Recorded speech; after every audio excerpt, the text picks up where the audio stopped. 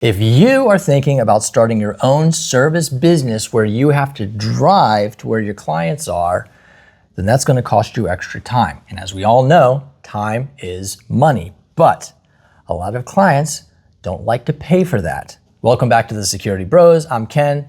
This is James. Hello. If you're driving, any company that is sending somebody to a customer site, that time is being charged for in some form or another. If it's not listed as a line item on the invoice for travel time, it's going to be in there somewhere. Some people do this as like a minimum 2-hour charge for any service.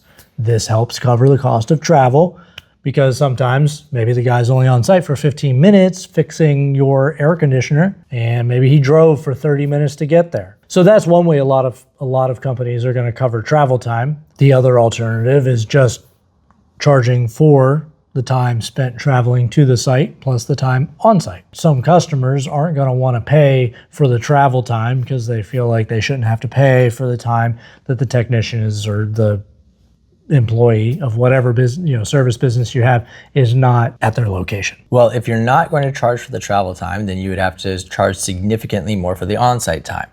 And in which case it's still charging for the travel time. Yeah, like you said, you have to cover the time. Right. The time still has to be paid for. You don't have to feel bad about it because I guarantee that your clients are getting paid for their time.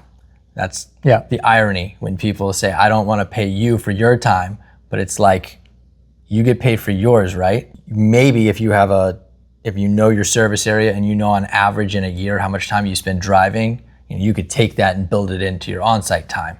Yeah. So that customers only see a charge for the time spent on site. In fact, some clients, I swear they would be okay when they look at the invoice and they see they spent $200 an hour and the technician was there for 30 minutes. That they can wrap their mind around. What really irks them is when they see they're being charged $50 an hour and they're being charged for the 30 minutes of time on site plus the hour of driving. Right. Even if they end up spending less, it still bothers them to see that. I'm personally a fan of charging, just having travel time, on-site time, whatever, having them separated. But if it causes less friction for the customer and you have all your numbers like dialed in perfectly to where say you charge that $200 to the customer and your guy or gal traveled for, what did you say, an hour and they spent 30 minutes on site and everything washes out fine and you get, the cost of running your business covered plus profit and everything's good, then I would have no problem with just bearing it in and not charging the travel time or listing the travel time to the customer, as long as your numbers are good. The thing is, you got to know your numbers are good. By just having them itemized as travel and on-site time, it makes it really easy to track. I mean, how we do it in our business is we keep it very simple. We just do for when the technician clocks into the job and starts driving there to when they've complete the job. Well, we made one video about this before where a client was unhappy because they were not told that there would be a charge for drive time. If we don't keep it a secret, it's just that every service business charges for drive time. And not only do they charge for drive time, but they also charge usually a minimum of 2 to 4 hours. And on top of that, they charge something called it could be a truck charge or a travel charge. It's a fixed fee of like $75 to $150 for every time the truck rolls. So they charge a fixed fee on top of the fact they're charging hourly, and that hourly is usually at a minimum. We don't charge the travel truck fee fixed price, and we don't have a minimum. So I'm like, we are far more fair, if you will, than any other service business that I know of. In a normal place you want to do business, you go to the business to conduct whatever transaction you're going to do. In our case, our entire business gets brought to them. It'd be like if you packed up your office every time and brought it to wherever. So there's something to be said for that. And for some reason, there's a handful of people out there that just think that that's not worth anything, or like, oh, I shouldn't have to pay for it. But it's like, we're packing up all this stuff and bringing it to you every single time. Well, look, if they want to bring their building to us, right? we're I happy mean, you to can work bring on the it. building our way. Yeah. Put that building on Make a it truck, easier bring it on on us. over. Yeah. We got you. Yeah, we won't charge you for drive time. There are services that come to you that don't charge for drive time or travel time, but they still build it into the cost of their service. Yeah. So one example would be massage therapist. They often have one price for if you come to them, and they have a higher price per hour if they come to you. They got to bring the table and the They got to massage person and the car and the gas, and right. They have to bring that tracks. their sound machine, I guess, so they can play the soothing sounds of Oh yes, massage. the rainforest sounds. And they got to bring a little battery operated waterfall, so you have the gentle sound of the water falling. That was nice.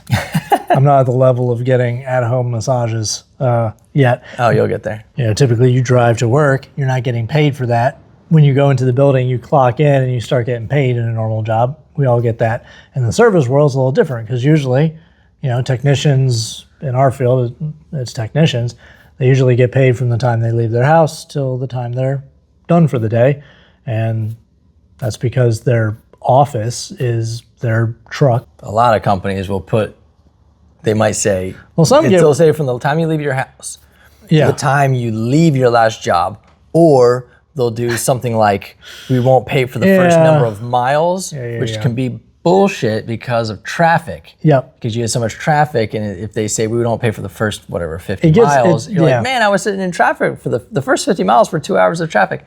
So some of these companies try to get really weird. They do. I've worked at other companies where it was from the time you left your house, and then the company was like trying to do some budgeting shenanigans, and they were like, okay, it's when like 30 minutes after you leave. And then they changed it again, and it was like a certain mileage or whatever. Every single time they change it, every single technician is getting pissed off, and everyone's getting confused. And you forget to check out or you forget to check in, and now you have to like be trying to fix your time with your manager, and it's a mess. So what we did is we said, you know what, we're going to do this as simple as possible. You check in when you get in your van, and you check out when you complete your job, because if you check out when you get home, everyone forgets to check out when they get home, and then the next morning you go to check in and you're like, oh crap, I'm still clocked in.